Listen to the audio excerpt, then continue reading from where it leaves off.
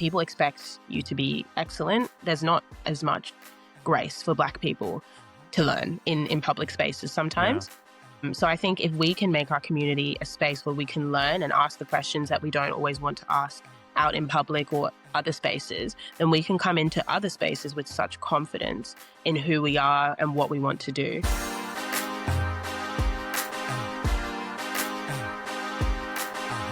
know what?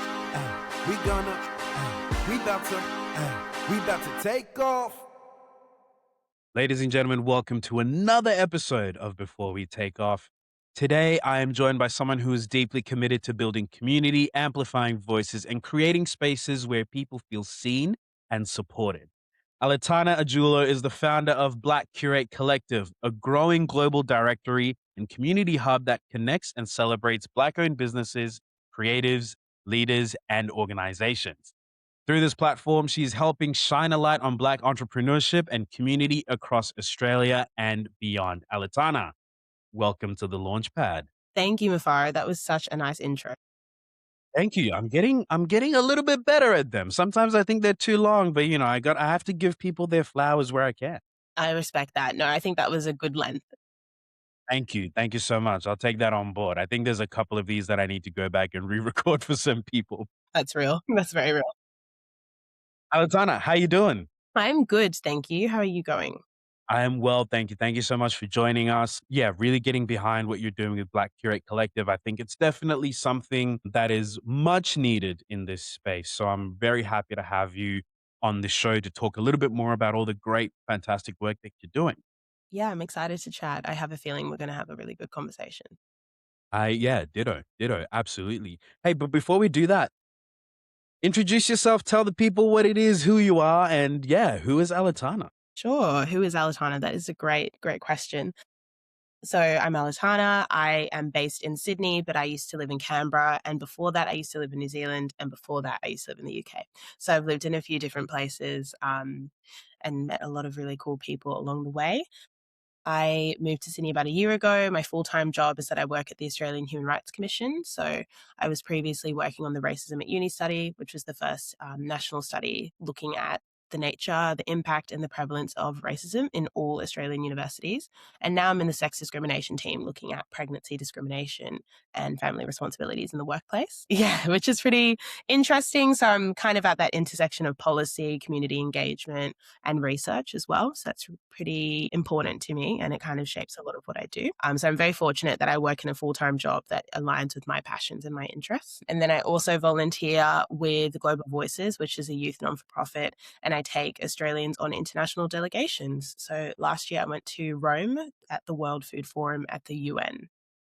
So cool. Yeah. Rome is insane. How It was that? insane. Oh, that was incredible. I think it was my first time in Rome and I didn't realize how many Africans were in Rome. So that was pretty cool. That was pretty cool. But also being at the forefront of like global change and hearing from different speakers. I mean, the Pope went, so that was really crazy. Wow. And so did a lot of global leaders, the Princess of Jordan, just these incredible dialogues. And I think one moment that I keep thinking about is when I put my earpiece in because someone was speaking Spanish and there's a live translator. So, when you see in the movies, people are in these UN meetings and there's a live translator and that's actually what happens. So that was... Yeah, wow. Yeah. That's so cool. I've never been to Europe, so Rome is definitely on the list of places that I'd love to go. Yeah, highly recommend. Just make sure that you're really aware of your surroundings because the crowds are huge and the pickpockets are really, really smart. Yeah. Yep. Man, thieves in big 2026. I'm sure they've gotten even smarter, I'm sure of it. Definitely.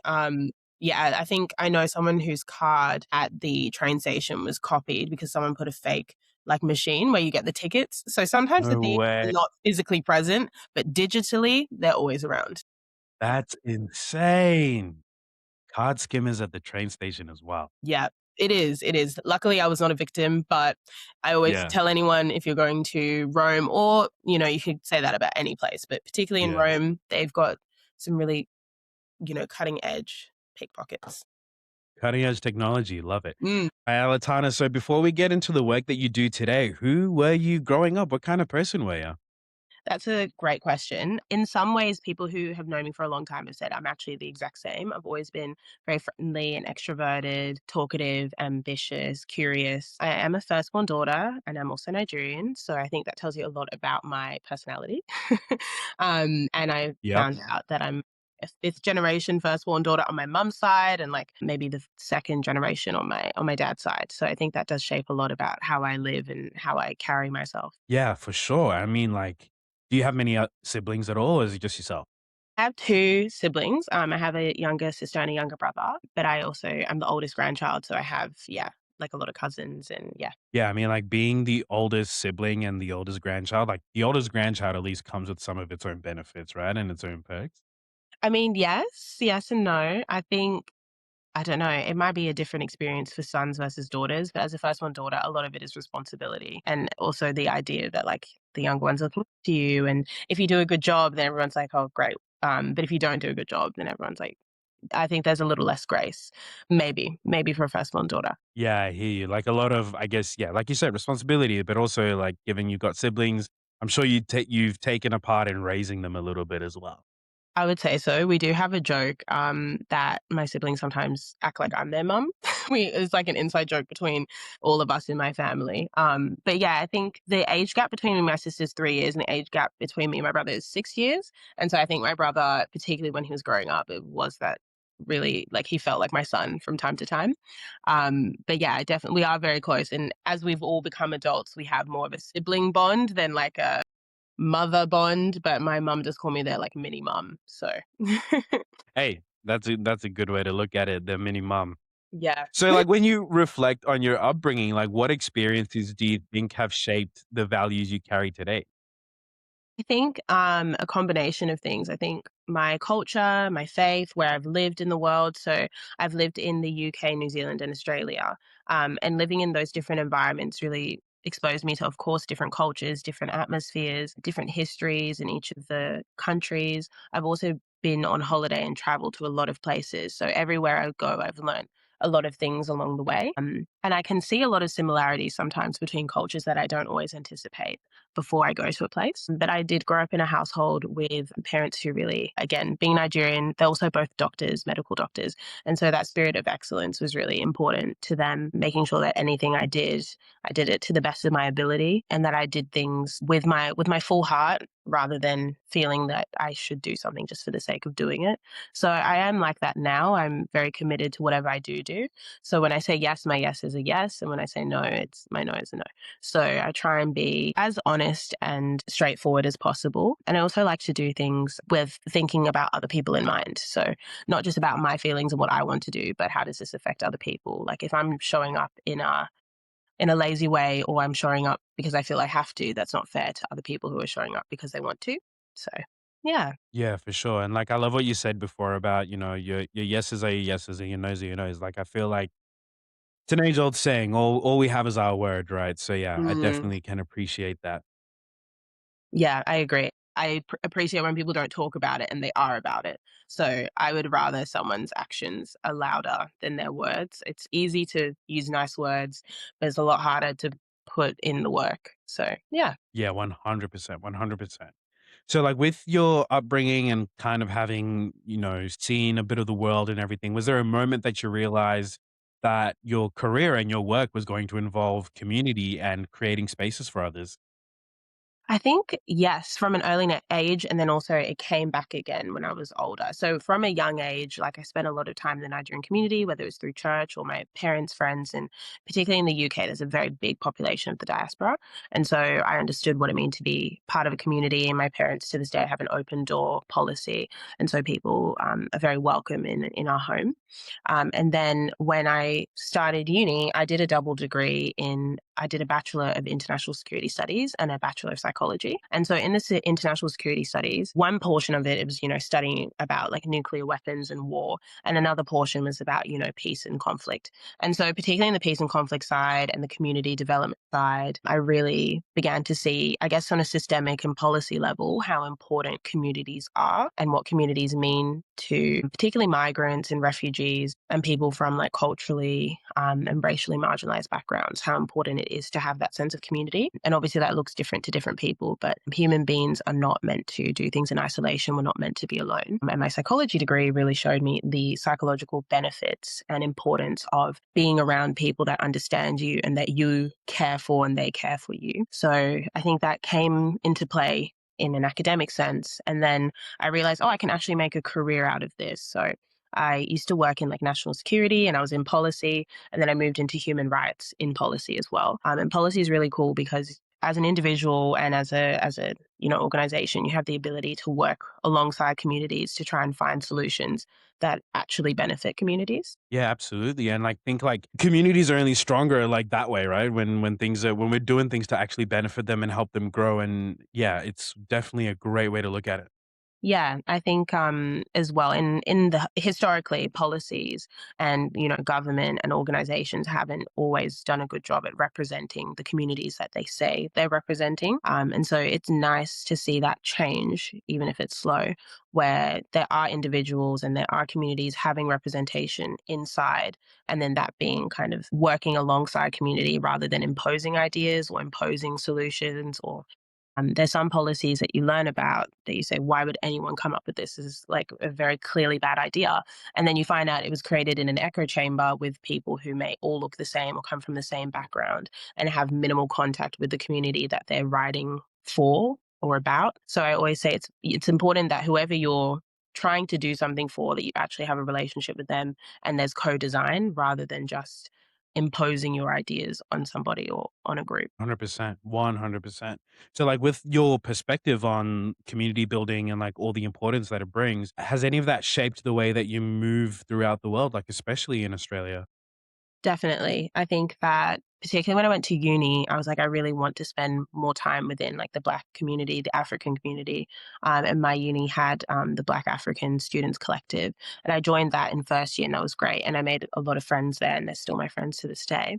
And then a few years later, I became the president of that association. And so I think it's important that if you want to be in a space, you first learn how that space operates and you learn from the people who are leading it. And then if you feel called to lead it later on, then to start leading it. But I think sometimes people go in and like, I want to lead this, I want to do that, but they actually don't know the group that they would be leading. They don't know the dynamics. And so I think it's good to go in and study a space, study a people, and have real relationships before saying, okay, I think I feel comfortable and ready to lead this space. If leadership is kind of your thing. And I would say I really enjoy being a leader and learning more about my leadership style and how to benefit other people as well. That's a really interesting, like, kind of way to look at it. And, given that you enjoy being a leader and you kind of look to be one of those community leaders, which I think you definitely absolutely are, have there been moments where you've had to, I guess, redefine yourself or challenge expectations placed on you?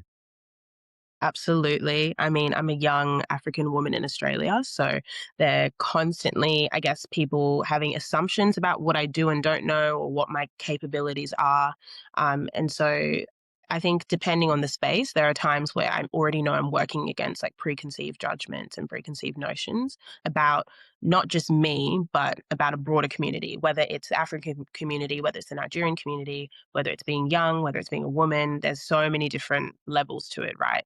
So many compounding factors. So I definitely do have to or choose to challenge stereotypes and challenge assumptions people make about me. But at the same time, I'm not responsible for people's perceptions. And so there's a part of me that's like, they can think what they think. That's not really my business. But there's also a part of me that says, I feel like if I want to be in a space, I have to sometimes get comfortable with being uncomfortable before turning that space into a comfortable place for myself and for other people. Getting comfortable with being uncomfortable. That's actually a really powerful, like, statement there. I love that. What are some things people might not understand about your experience that you wish they did? I think that people sometimes assume one part of my identity is what makes something easier or harder. So sometimes people assume being young actually means that you'll have more opportunities in certain places. And then other people assume being young will make it harder for me in other places. And so I think like it's important not to try and dissect someone's identity without letting them kind of tell you who they are. So I've grown up in UK, New Zealand, Australia. So I've lived only in the Western world, but I'm also very in touch with my culture through my family and through my friends. And so I would, still say I'm a Nigerian and part of the Nigerian diaspora. But then at the same time, I'm also, someone who is a Christian and goes to church and is active in my church community, but also active in, other communities as well that matter to me.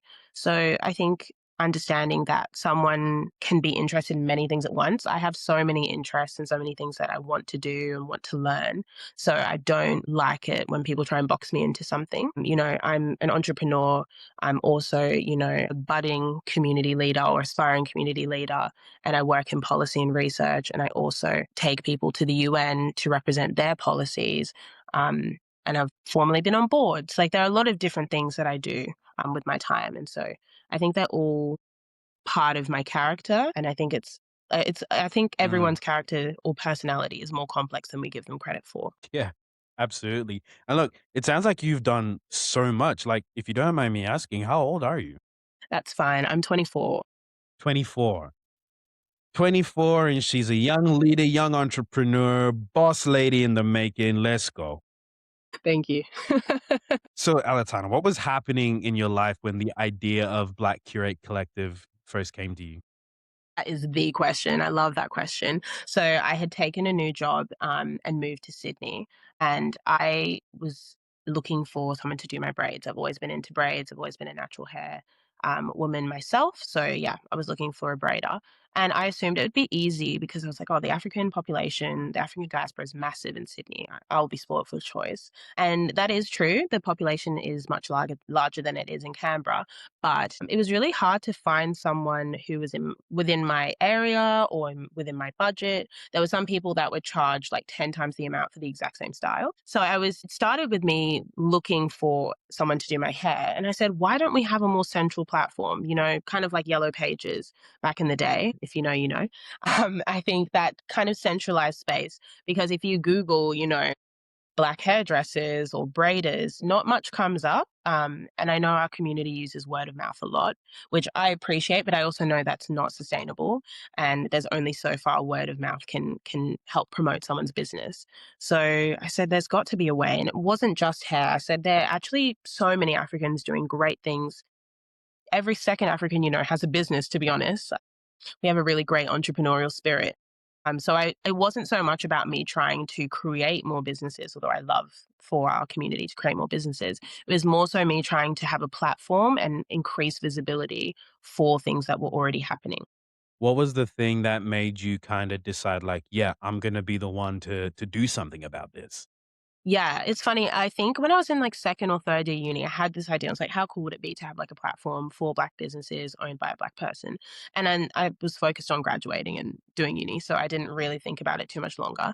And then it's honestly like October 1st, God was like, get to it. You have to start it. So that was in 2025. So I've been operating, or I started BCC less than 6 months ago, which is so funny because time flies. But yeah, so I guess I didn't think about it too long, also because I had a trip to Europe planned.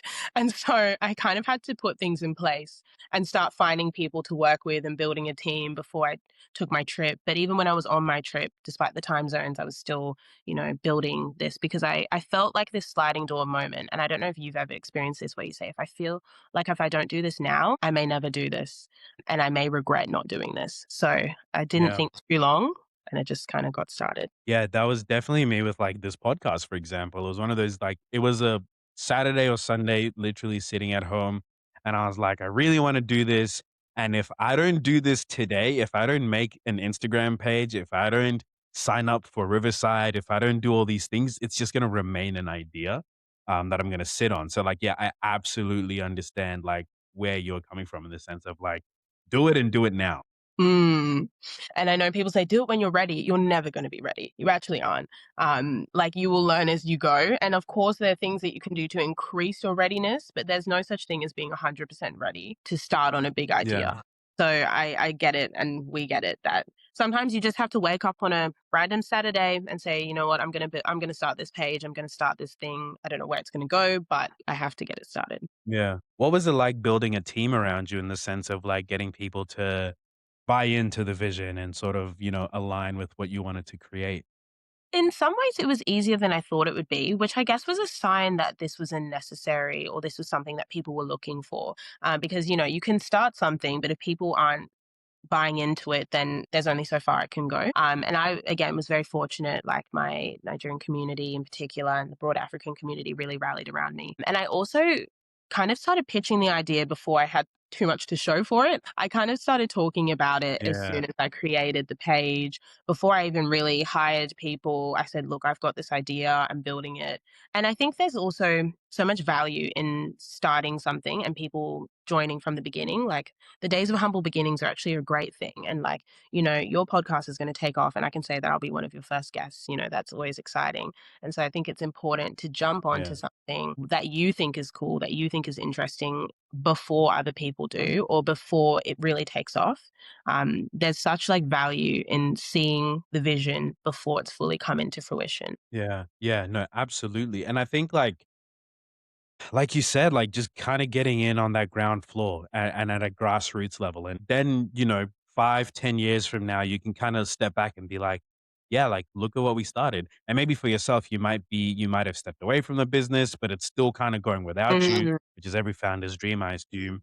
But like, you get that moment of like, yeah, that's my legacy. Exactly. I want to build a legacy and I want the business to be successful without me, like having to be at the forefront. In that sense, I totally agree.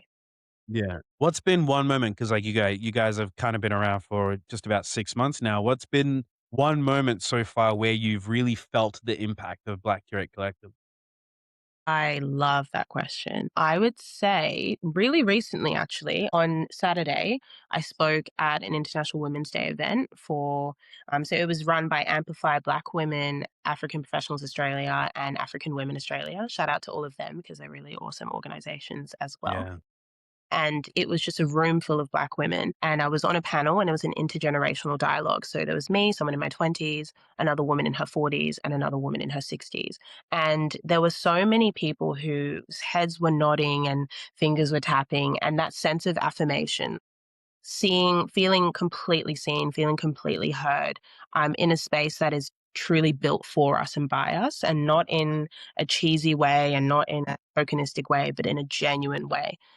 That is a moment where I said, wow, Black Curate Collective can actually contribute to what's already being built in addition to building a platform of our own. And I'm very big on collaboration. I'm very big on working with our community. I want to see us all succeed. I want to see more money coming into our communities. Other communities do a really good job at putting money into their own communities and building things from the ground up. And I want us to do the same here in Australia and beyond. That is such an amazing outlook. And yeah, I think it's a great feeling, right? When you've got that moment of like, oh yeah, this is why I'm doing this. Yeah, definitely. I think, and some of my friends from Canberra actually traveled for it, and they were like, "Wow, we didn't even know spaces like this exist." In Sydney, let alone in Australia. And I said, "Yeah, like it's so important that our community here, it doesn't matter how big or small, feels like we have spaces that are truly made for us, and for us to have a sense of ease, like to walk into a room and not be the only person who looks like you, which is so common in Australia that we Yeah, forget that's not normal." It's not normal to be the only person in a company of hundreds and you're the only African. Yeah, that's not something we should become, I guess. Yeah, it's not something that we should accept as the norm. It doesn't have to be the norm. for sure. And when you look at BCC today, like what part of your personal story lives inside the platform? Oh, all of it, I would say. As someone who's lived in different places and knows what it means to kind of look for your community in places that's not always easy. I think like I have always loved public speaking, which I know is controversial, but I've always loved public speaking. I've always loved being around people. And so, yeah, BCC is a wonderful way to meet some of the most interesting people and also highlight their work. I was talking to my graphic designer today and I said to her, I was like, we're working together, but you're not just building into BCC, I also want to build into you. I want us to work in tandem, and I Yeah, feel that way about everybody who I work with or everybody who reaches out to me. It's not just about BCC, it's actually about how many people I can bring along on the journey. And I would love for someone to say to me, oh, I met this person through BCC, and I'm now working with them, or I've come up with this idea. And do you know someone who does this or that? Kind of being a connector is really important to me because I'm very anti gatekeeping. I think that gatekeeping hinders individuals and communities. And I'm very aware of competition in business. I'm not delusional, but I do also know that the smartest business people know when to collaborate and how to collaborate and think about, what can I gain? What can they gain when we work together? I found out recently that Samsung and Apple, as big as their competition is, one of them does the glass screens for the other. So if two of, some of the biggest companies in the world find a point of agreement or a point where we say, you know what, we actually can't even compete here, let's just collaborate, then why would a community based platform not do that? 100%. And I think like knowledge and knowledge sharing is such a powerful tool that I think a lot of businesses and a lot of spaces take for granted. Mm, Just the amount of stuff you can learn from someone just by you giving them a piece of knowledge can be so beneficial. But you're right in the sense that a lot of people tend to just default to gatekeeping because they think that's how their business is going to survive or that's how they're going to get further in life. But yeah, it's definitely worth knowledge sharing. Absolutely. I'm a huge fan of knowledge sharing because, again, you're pouring into the same space. And if you want to have a legacy, I think one of the greatest legacies you can have are people who've kind of come behind you and who are able to build something of their own and have a legacy of their own. So it's not just about you and what you build, it's about the people who might be starting from the ground up too, or the people who started on your journey and now building their own journey. I think they say that the best leaders create new leaders. And that's exactly what BCC wants to do. That is such a great, like, yeah, perspective on leadership. And I think it's one that is often, I guess, often said and not kind of done in a sense. Like people Mm. kind of talk about it, but they don't do it very well. But I definitely get the sense that you do that quite well in your space. Thank you. I do try. I think something I always say to people is like, honestly, if you send me a message or you say you want to have a call, I will make time. Like, I really do care about mentorship. I have a mentor. I have mentors in my life. If people see me as a mentor, I'm flattered and I'm happy to step into that. And that is such a privilege for someone to say, I see you, I respect you, I would like you to share your knowledge with me. So the least I can do is make time to share what I do know. Yeah, absolutely. I think like I had a very similar kind of moment earlier this year during our kickoff at work. The big boss asked, he was like, "What was your highlight of last year?" And I was like, and I had just changed jobs at that point, and I'm like, "My highlight of last year is the fact that I walked into a leadership position at my last company. I had a team of 6 people who had no idea what they wanted to do, and I've left the company, and 3 of them have been promoted, and 3 of them have left to do other things." And I'm like, "That, for me, is the best thing that could have happened because I walked in with 6 people who were, for lack of a better term, directionless, but now they've kind of got fantastic things all happening for them. And like that for me is like, I think I've done great as a manager personally. No, that's incredible. And that is a credit to your leadership and the confidence that you instilled in them because we know what it's like to have a micromanager. We know what it's like to have someone who doesn't believe in you or doesn't even believe in themselves and then they project it onto you. So the fact that you instilled confidence in them to get a promotion, to leave and do their own thing is a great legacy and a testament to your leadership. It's definitely, and I think again, that was someone else asked me, they were like, what do you think makes a good leader? And I was like, it's definitely not the title, it's not the paycheck, it's nothing else. It's the people that you work with and the people that you work essentially that you work for, in the sense of like your job as a leader is to show up for your team, especially on days where you don't feel like it, but most especially on days where they don't feel like it. Mm. And yeah, that's something that I kind of live by every day. Absolutely, because I guess motivation comes and goes, but discipline stays. The discipline to show up, even when you're tired, even when you're fed up, and to also show up not just for yourself, but for the people who you work with or who work for you. No one's asking anyone to be a Yeah. Superman or Superwoman, but you do owe it to the people you work with to try and show up as your best self every day. 100%. 100%. So you also work within policy at the Australian Human Rights Commission, as you kind of spoke about before. How does that experience shape the way that you think about community and change?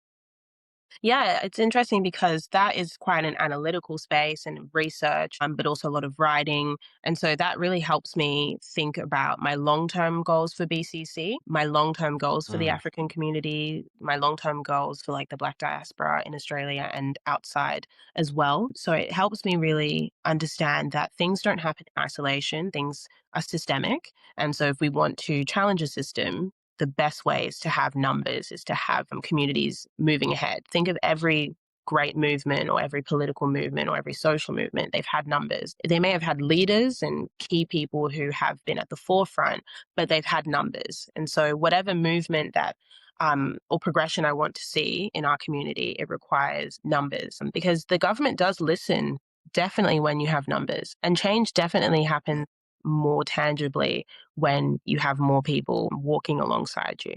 and, like, do you ever feel the tension between working inside such a large institution, but also, like, in your personal life advocating for communities? Actually, no, which is great. I think the culture of the commission is really good. And a lot of people are so passionate about these spaces, about advocacy, about policy, about reform, that they actually do things in their personal lives that are similar to the work of the commission.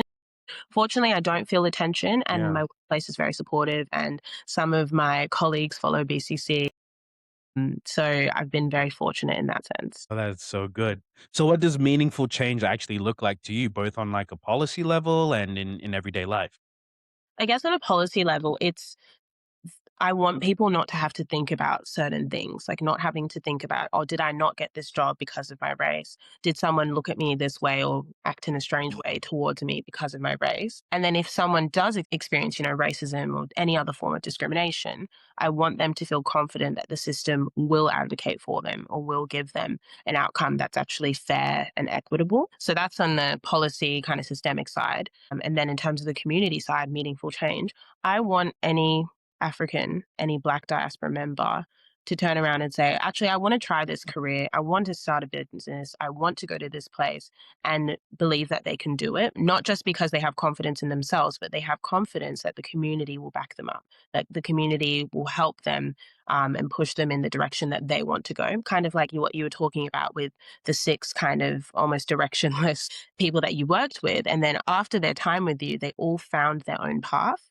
and it didn't have to look a particular way, but they found the path that they wanted to go on. And that's something I really want to do. I want to be, I guess, a connector, but also create a space for people to have open conversations about things that are challenging, about things that are confusing. Because I think out in the world, people expect you to be excellent. There's not as much grace for Black people to learn in public spaces sometimes. Yeah. So I think if we can make our community a space where we can learn and ask the questions that we don't always want to ask out in public or other spaces, then we can come into other spaces with such confidence in who we are and what we want to do. So yeah, a learning space is really important too. I absolutely appreciate that, and I kinda wanna, touch back to, like, what you were saying before about leadership, and something you said before then is, like, the fact that you're a young Black African woman, and it's like so many of those things work against you naturally in society. Like you're already fighting an uphill battle.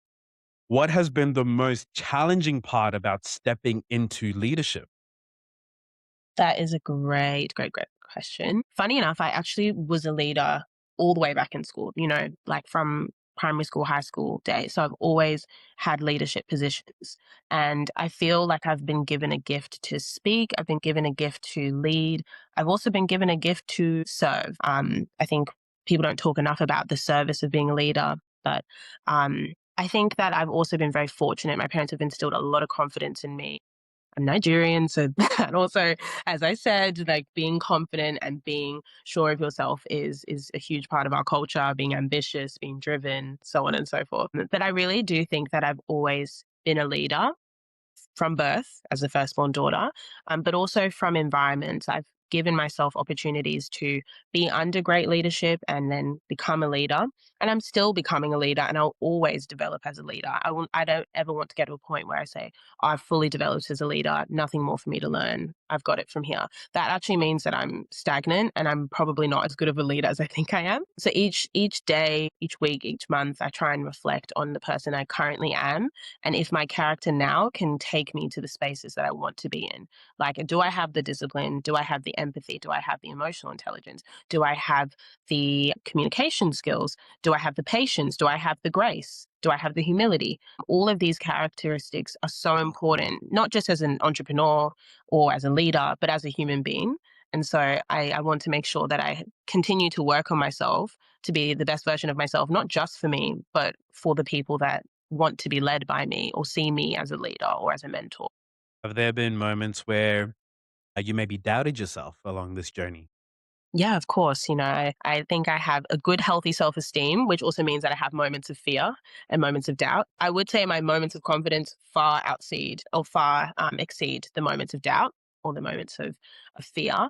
I think starting something new is always scary, particularly if you don't know anyone around you who's done those things. The platform I'm building is something that I haven't really seen done by people around me in that sense.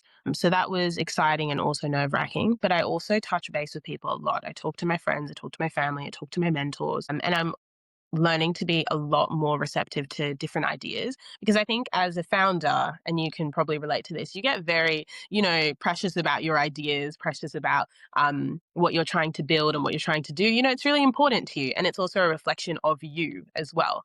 So sometimes when people give you feedback, especially critical feedback, like, oh, my idea is bad, which means I'm not a good leader. It means I'm not an entrepreneur. I'm not who I think I am.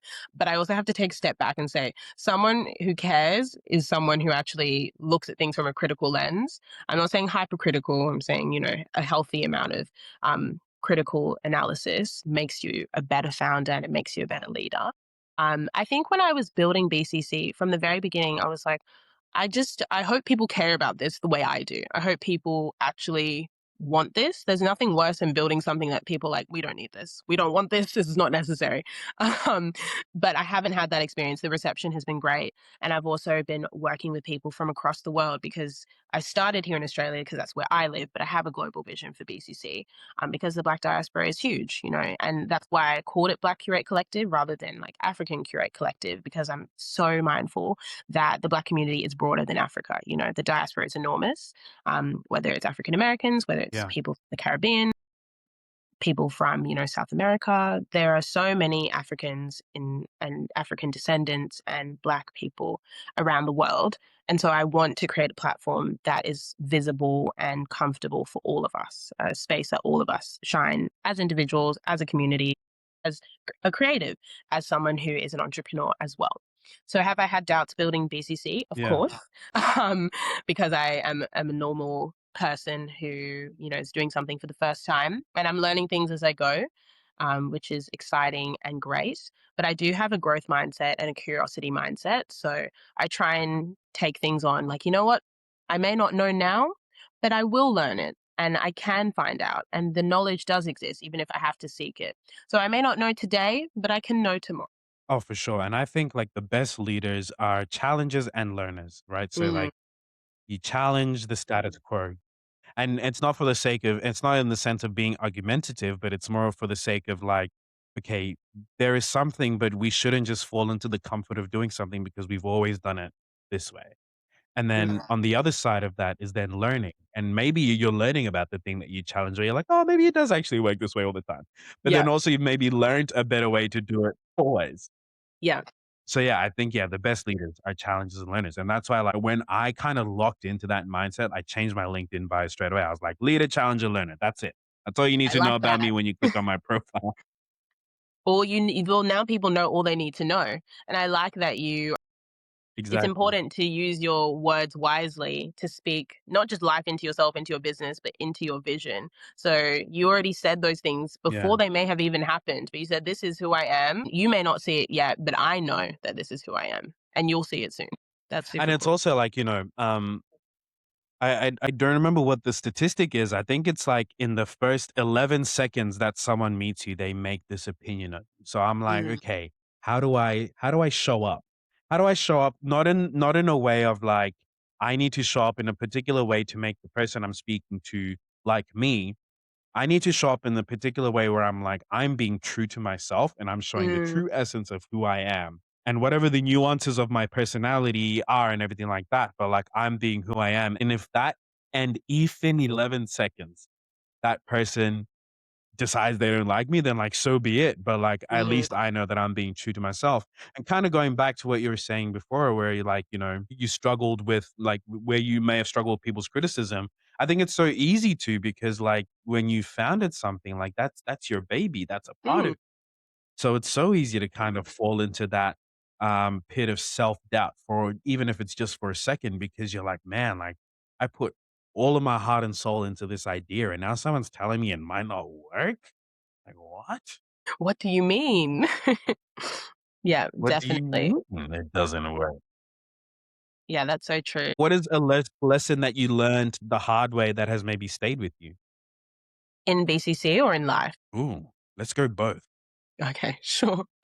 In BCC, a lesson I have learnt the hard way is that I have to have the understanding of sustainability is not sustainable because I work 9 to 5 and then I also volunteer with Global Voices as a delegations manager. And then I built this business, right? So there's a lot of things happening in my life at once. And that's not including like, my own personal life and like spending time with friends and family and in community and, going to the gym, so on and so forth, having a well rounded life. And so when I started BCC, and of course, when you get trying to get something off the ground, I was just going pedal to the metal. I was really, I think my days were often 12 hours plus. I'd go to my 9 to 5, I'd come home and I'd be, working away at BCC. And I was like, oh no, I can do this. I'm Yeah, fueled by my passion. And passion is not the best source of fuel in the long term. Of course, passion is so important in building something, but it can't sustain your business or your idea in the long term because you will burn out. So I've started putting into place like having laptop free days where I don't necessarily work on something BCC related, or I try and be more strategic with my time. So whether it's bulk creating content or trying to have meetings kind of back to back in one day so I can have meeting free days, not replying to or starting to not reply to things on the weekend unless it's super necessary, just to make sure that I still yeah, love BCC and I still have the time for it and the mental capacity for it. Because, yeah, if you're doing something constantly, you actually are not giving yourself space to think about it and to reflect, because part of building and doing is also reflecting and resting and taking stock. So if I don't reflect on what I've currently done, how can I do a better job? Like I won't be able to do a better job. So that was a hard lesson to learn, that it's not sustainable to go yeah, pedal to the metal all the time, even when you're trying to build something from the ground up. I think in life, I think it touches on what you talked about before about the concept of people perceiving you. I really can't control how people perceive me. Of course, I can put my best foot forward, but sometimes if people aren't picking up what you're putting down, it's not really about you at times. And so I was like, I want to like myself first and foremost, because does it really matter if other people like me if I don't know myself or I don't like myself? So I've always been like quite self assured and quite confident. And so I think remaining true to myself while still being open to bettering myself. So saying this is the core of who I am and this is what I believe in, this is what I want to do, but I still want to refine myself and I still want to better myself. But that doesn't mean I'm changing myself. There's a fine line between bettering yourself and trying to conform or change yourself for other people. So I'm always keen to better myself, but I don't want to change myself to the point where I don't even recognize myself anymore. yeah, 100%. 100%. And I think like I've always said to completely disagree with someone. And it goes the same way of like to completely say that you absolutely don't like someone, you have to understand them completely Mm, because I don't know what it is that I disagree with. I don't know what it is that I don't like if I don't understand you. So like yeah, I think there's definitely so much space for so much more empathy in the world today. Oh, definitely. Most definitely. And sometimes the way people respond to you is a reflection of how they feel about themselves. It may be, oh, I don't like that this person is so tenacious, or I don't like that this person is so driven. I don't like that this person actually goes after what they want, or that they have a good sense of humor. It could be whatever. Like sometimes they just don't like something about you because they don't possess that, or they want to possess that. Yeah, for sure. Absolutely. So, like, kind of coming back to BCC, like, when you imagine the future of BCC, again, we're only 6 months in. So, when we Mm. imagine the future of it, what does the fullest version of that vision look like? I think BCC, I want to take BCC to the world. I want businesses from any part of the world to say to me, look, I want to be on your platform, and they can join the platform, or we want to find ways to collaborate Yeah. and reach new audiences and do that. I also say to people, BCC isn't just for people with a business, it's for people who want to start a business or are thinking about starting a business. So you could be in any stage. There's some spaces that feel like it's only for people who are at a certain point in their journey, but I want people to come to BCC at any point in their journey and benefit from being in the community and see the value in the community, not just in terms of, like, of course every business has their own individual goals, but also in their development. I want them to say, I feel like a better entrepreneur, or I feel like a better creative, or I feel like a better ally to the Black community because of BCC. So I want BCC to really be able to be everywhere and also be self-sustaining, because I am just one woman. So I do want BCC to have this movement, or to be a movement that is self-sustaining and accessible in a true way. I recently have built a partnership with Onavimia Foundation in Nigeria, and in the months of January, February, March, we have selected 5 grant winners to help them start their businesses. So it's things like that where you don't need to be from a certain location, and you don't need to have a certain amount of followers, or a certain amount of influence for you to be valuable in BCC. Like, you're already valuable in the community just by existing. So yeah, I want to amplify people wherever they're at in their journey and connect people globally to each other. Tana, I love that. I love all of that. So, what kind of impact would you love to see for, Black entrepreneurs and communities globally? I want Black entrepreneurs to be confident in walking into rooms, whatever those rooms look like.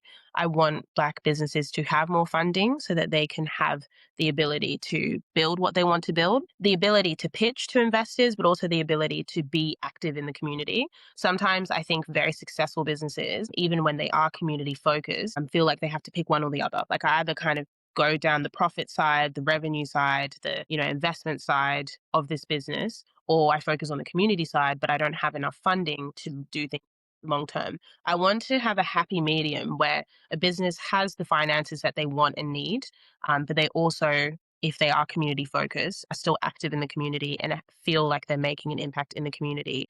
Up close rather than from afar. It's not easy though, and building a business is very expensive. And I'm very mindful of the financial constraints for Black businesses, for Black founders, for Black entrepreneurs, for Black creatives. Many, many, many, if not all of the BCC members have multiple jobs. Their business is one of their side hustles. It's rarely their only hustle or their only form of income. So I want people to, if they want to, be able to take their business full time, if that's their passion, or if they want it to be a side business, that they can balance it with their other responsibilities and still feel a sense of contentment and fulfillment and joy. It's so sad to me when founders no longer love what they've started. And that's really common because, again, Yeah. burnout and all the constraints and the realities of building something new, and of course, answering to different people. So I really want BCC to keep the fun and the joy of community and keep that in their business model too. I love the fact that you are, the founder that's helping other founders. I like that. Yeah, like, thank you for being such a yeah, yeah, yeah, that's it. That's add that to your LinkedIn. I will. You know, yeah, like, thank you for being such a fantastic role model, like, not only to, like, other young Black women, but also just creating a space for, like, for our people, essentially, for our people to kind of thrive and be successful. Like, there's definitely not a lot of people with your kind of mindset and outlook on what success can look like for the community. So I definitely love and appreciate all this work that you Thank you. That is super kind. And likewise, I really love that you are bringing on people, regardless of where they're at in their journey. They don't need to be, 10 years in. They can be starting, yesterday, or maybe they haven't even started yet. And I really like that you're creating a space for people to Yeah. speak about their stories and their journeys. And I think it's great to see things from the beginning. As we said before, we often see the outcomes and the outputs, but I really want to see the journey and understand some of the trials and tribulations people have been through to get to where they are now. Yeah, and that's exactly why I appreciate having guests like yourself on the show because, there's someone else out there who's either thinking of starting something or has started something and is maybe even thinking about giving up. And I think hearing your story is going to be such like a boost for those people. Like it certainly has been for me. So, yeah, I'm so excited about all the amazing things. Like I said, we're only 6 months in and you've done so Not much even great 5 stuff. months. We're actually 5 months in, but yes.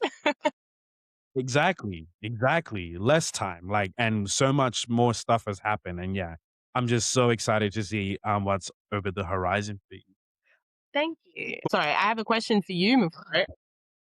I know that you're asking me, but I wanted to know where you would like to take before we take off. Where do you see this going? What's the future for this podcast? That is a great question. Look, I definitely want before we take off to be more than just a podcast, first and foremost. I also want to create a bit of a space for people. So, whether we kind of eventually go into live events and kind of Mm. invite people to come along and have conversations like this live and in person in front of an audience where they can ask their own questions as well. And yeah, how else we can turn this maybe into a bit of a media franchise. And it starts with the podcast, it goes into events, and it goes into other things that can happen in the media space. But that's where I'd love for it to kinda go to. We're a very young baby production, so, like, I definitely would love to scale up the production quality, make it look and sound even better. But, yeah, like, I just want this to be somewhere where, again, 2, 3 years down the line, maybe I'm not the one sitting in this chair, sitting in this space asking these questions, but the space still exists beyond me. Whether it's Mm. someone else hosting the podcast, and asking and bringing on guests. And I think as long as everyone still has an entrepreneurial spirit, as long as everyone still has a hustle that they want to do, like this show can exist in perpetuity. And I want this show to exist in perpetuity. And I want people to always be able to provide this platform. Like I always say, there's no hoops to jump. The only hoop is a guest form. And that guest form just makes it easier for myself to ask some of those pre-framing questions and help me kind of build the questions that I ask the guests. But it's not an audition, right? It's kind of like fill the form and then we'll find a time to talk. Like anyone can jump on. So yeah, that's kind of where I wanted to go. I wanted to grow into a spot where, people such as yourself, 5 months in, or people maybe 3 years in, 5 years in, can kind of come on and tell their story and let the world know who they are a little bit. And maybe they find one or two additional supporters. Then that's great. Yeah, I love that, and thank you for answering. I turned the tables a little bit, but I thought that's so cool, like a media franchise, the live elements, and like you were saying, the community can exist with or without you at the forefront. Now that's a sign of like someone who's built something really meaningful and something really life-changing. So it's very cool. But I'll let you go back to asking the questions now. No, you're all good. Hey, I appreciate it can be lonely sometimes hosting, you're like, I have a lot of things I Mm, want to say. yeah. We've got to ask what's happening in Mufaro's world too. Yeah, for real. For real, for real. But hey, no, like I was asking you, I was like, what is something you're still learning about yourself in this season of life? I'm learning a lot. And I think that's the nature of being in your early or mid 20s, depending on how you define 24. Yeah, I'm learning a lot. I'm learning that I'm capable of a lot more than I thought I was. And it's not that I thought I was incapable, but I think sometimes I said, okay, I'll do this and then I'll do that and then I'll do that. But I can actually do things in conjunction with each other. I can work at the Australian Human Rights Commission. I can go overseas and lead Australian delegations to the UN. I can build my own business. I can develop my leadership. I can, do a lot of things at once. And I think I didn't realize I could do so much at once when I really put my heart and my mind into it. I'm also learning that things mostly make sense in retrospect. So I don't have everything I do now doesn't always have to make sense fully at the time. Most of the time, when you look back on your journey, you'll say, "Oh, all these things were totally aligned. Like all these things are speaking about my interests, and I don't have to pick and choose an interest. Like I can work in many different places, and I can be in different spaces and enjoy all of it. And it may not be the same. And it's like when I was a child, my parents threw me into all those random hobbies, and I actually enjoyed all of them at different times. And I really learned a lot about myself. You know, when you play team sport versus doing an individual sport versus doing arts and craft and, you know, all these different things that bring out different parts of yourself. So I think I'm seeing new parts of myself. I've always loved the arts, for example. Big fan of the arts, but I never saw myself as a creative. But now I realize I have more creativity than I maybe gave myself credit for, and I'm surrounded by different creatives. You know, whether it's my social media manager or my graphic designer, and so I have more creative, I guess, juices flowing than in the past. So that's quite exciting. So I think I'm a bit more creative than I thought I was. And it's kind of like I said in the first episode in the soft launch is like, creatives doesn't mean people who are, artistic in the sense of whether it's musicians or like actual visual artists, for example. Like I think there's creativity and innovation in just about everything we do in life. So yeah, I think everybody has an element of being a creative. Yes. I think another thing I'm learning is that, and you touched on this, is that I can call myself something while I'm still becoming it. Many of us wait until we've done something to call ourselves something, but I can call myself an Mm, entrepreneur. And even before I started BCC, I could have called myself an entrepreneur. Or even the fact that I'm 5 months into yeah. BCC, I call myself an entrepreneur. Before I even saw a single cent, I felt like I was an entrepreneur. And that can be the same for other things, you know, even before you lead somebody else or a group, you can call yourself a leader. I think learning to name who I want to be and name who I am can actually be very harmonious. I don't have to wait until a certain milestone to say, okay, now I am this thing, when actually all the things you were doing already suggested that you were. Like you were a podcaster and a speaker and a conversationalist before you started, before we take off. Yeah, 100%. And it's like that moment of speaking it into reality, speaking it into existence, manifesting, like however you want to look at it. It's like, yeah, you are what you say you are, and you become what you want to become. Mhm. Yeah, absolutely. That's the right way. Latana, I have enjoyed our conversation so much. It's been so great having you on here. And yeah, like I said, I can't wait to see all the amazing, fantastic things that you do. Before we wrap this up, we end every episode of Before We Take Off with 3 rapid fire questions. I'm just going to throw them at you. Don't think about them. Just the first answer that you can come up with. Are you ready? I'm ready. What is one thing you would do again? Go back to Rome. Go back to Europe. Yeah, on holiday. Yeah, nice. What's one thing you'd never do again? I would never eat at again. And I got terrible food poisoning. And actually, I have never eaten there again. And that happened like 2.5 years ago. So yeah, I won't Damn. be going there again. Delicious food, but I can't be a returning customer. Hey, PTSD is a real thing. It's a real Yeah, thing. yeah. And food poisoning is serious. Sorry. All right, and final question. What is one piece of advice you wish someone told you at the start of your journey? Hmm. One piece of advice. Do it tired, do it frustrated, do it scared, do it alone, do it in community. Whatever you want to do, you've got to do it no matter, I guess, what you think you're ready for.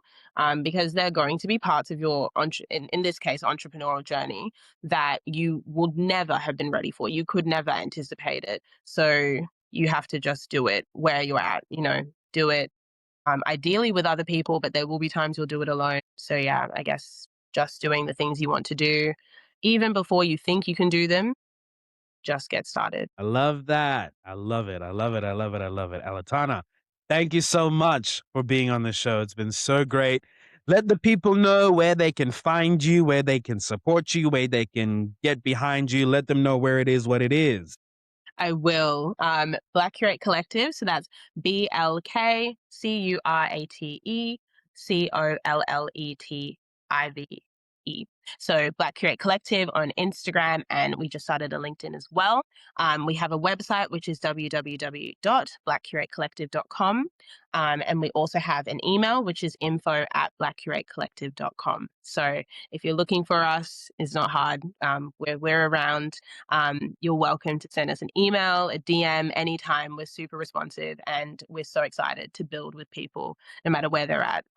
So if you have ideas, BCC is constantly receiving new ideas, and I love hearing ideas and hearing from the community directly. So you can find us on Instagram, LinkedIn, our website, and our email as well. Absolutely. And as always, we will drop the information in the episode description. So make sure you check out Black Curate Collective and all the amazing work that they're doing. Ladies and gentlemen, this has been another episode of Before We Take Off. I'm Mufara here with Aletana, and you've all been amazing. Thank you so much. And we'll see you in another episode soon. Aletana, thank you. Thank you.